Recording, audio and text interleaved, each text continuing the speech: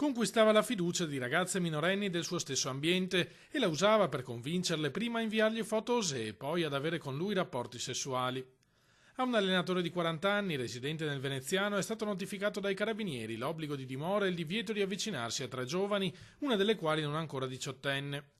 L'uomo è indagato per adescamento di minori, detenzione di materiale pedopornografico e atti sessuali con minori. L'indagine, condotta dai militari del comando provinciale sotto la direzione della Procura di Venezia, è nata dalla segnalazione della madre di una delle ragazze, che aveva percepito i segnali di una strana relazione della figlia con l'uomo, per lo più svoltasi attraverso scambi di messaggi su WhatsApp, alcuni inequivocabili.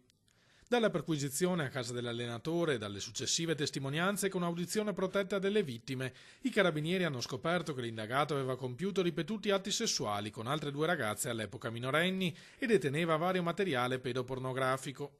Secondo gli investigatori, dopo aver convinto le ragazze alle prestazioni, l'allenatore le costringeva a tacere sull'accaduto con minacce e pressioni psicologiche.